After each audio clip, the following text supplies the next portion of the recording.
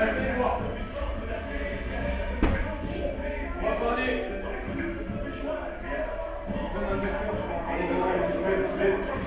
Fatima, la date de la en MMA, on va chercher ce qu'on appelle des contrôles. Des contrôles forts. Les contrôles forts, ils vont se faire sur des ceintures. Ceinture, c'est un endroit qui va faire le truc. On va pouvoir tenir les articulations. On a la ceinture scapulaire, la ceinture qui a autour des épaules. Ce qu'on a vu aujourd'hui, c'est un contrôle de ceinture scapulaire. Contrôle de la ceinture. On va avoir la ceinture pelvienne. Ceinture pelvienne, c'est au niveau du bassin.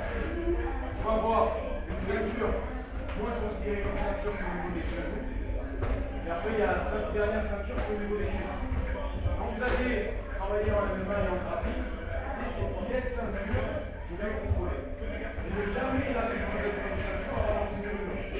Sinon, vous allez perdre le contrôle de votre marché. D'accord? Donc là, on a vu notre contrôle au niveau de la ceinture scapulaire. On va faire un travail au niveau de la ceinture pelvienne. Le contrôle de la ceinture pelvienne, on a commencé à le voir quand on est venu chercher pour déstabiliser, ou quand on est venu chercher attraper ici, c'est un contrôle de ceinture pelvienne. On est d'accord? Je balance au sol, on va travailler au sol. Ce qui se passe quand on chute, quand la personne est au sol, le premier réflexe, c'est de protéger du corps. Donc c'est d'arriver en position quadrupédique, à 4 pattes. D'accord?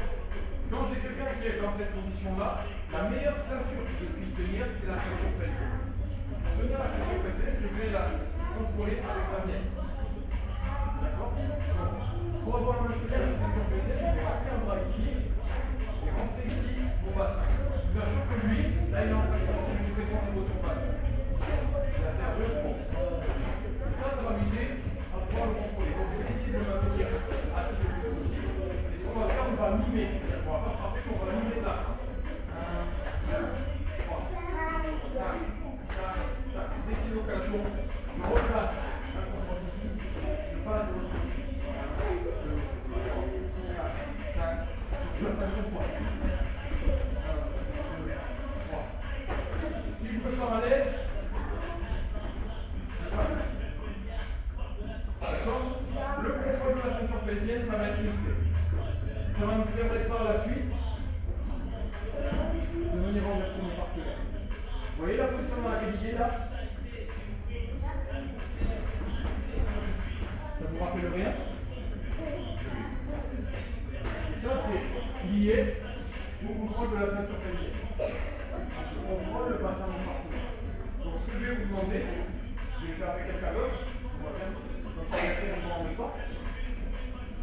J'ai le partenaire qui a 4 pattes. Moi, je rentre en pression avec mon bassin. Je rentre un contrôle fort ici. Je place ici. Et je reviens en contrôle. Si je me sens à l'aise, que j'ai dit tout à l'heure. D'accord? En entraînement, nous, pendant 2 heures, on a tourné. Moi, je vais tourner. Vous allez voir au début, ça va faire ça. On n'a pas l'habitude de tourner au tête au centre de gravité. C'est important de le sentir, ça nous permettra d'avoir le contrôle sur l'autre. Flexion, ceinture pelvienne, contrôle, tac, tac, tac, tac, tac. Une fois que vous êtes passé 4 fois, vous changez de rôle. C'est bon? Allez, au boulot.